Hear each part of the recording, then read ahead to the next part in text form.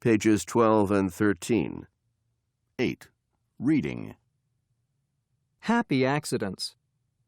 When we make a mistake, often our first instinct is to say, "Oh no," and to feel regret and maybe even embarrassment at our failure. But mistakes and accidents are not always a bad thing. In fact, they sometimes give rise to extraordinary ideas. In 1492, Christopher Columbus set out to discover a new route to Asia. He did not reach Asia, but his failure resulted in his discovering the New World. There are many stories of such happy accidents throughout modern history. For example, one of the greatest medical discoveries of the 20th century was antibiotics, a kind of medication used to kill bacteria that cause disease.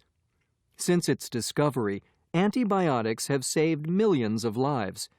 Yet the discovery of the first antibiotic happened by accident. In 1928, a Scottish scientist named Alexander Fleming was researching a kind of bacteria called Staphylococcus. He conducted experiments with the bacteria in dishes. Fleming was brilliant, but he was messy and absent-minded. When he left his laboratory to go on vacation, instead of cleaning up, he left the bacteria in the dishes. When he returned, he noticed that mold had grown in the dishes while he was gone. He could have just thrown the dishes away. Fortunately, instead, he looked at them under a microscope. Fleming found that the area around the mold was free of bacteria. He realized that the dangerous bacteria must have been dissolved by the mold. These dirty dishes led to the discovery of penicillin, the first antibiotic. Today, this life-saving drug is used around the world. Each year, there are over 80 million prescriptions written for penicillin in the U.S. alone. Not all lucky accidents have changed the way we live in dramatic ways. Some fortunate accidents have just made life a little more convenient. But many of these conveniences have become such a part of our everyday lives that we've come to take them for granted. The discovery of Velcro is one such fortunate accident. One summer day in 1948, a Swiss inventor named Georges de Mestral went for a hike. When he returned, he was covered in burrs, seed sacs that cling to clothes. Nature designed burrs to do this in order to spread seeds to new areas.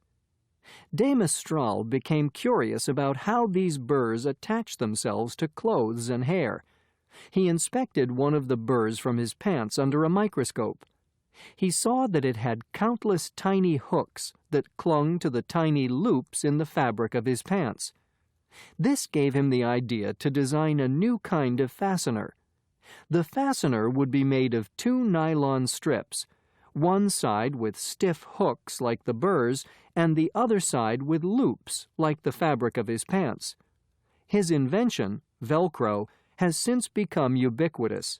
It can be found on everything from shoes to wallets to blood pressure cuffs to space shuttles.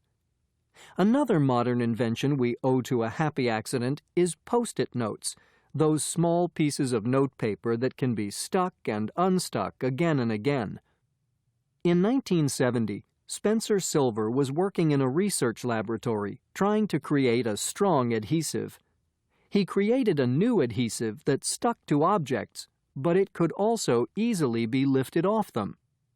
Because the adhesive was so weak, Silver considered it a failure. He shouldn't have.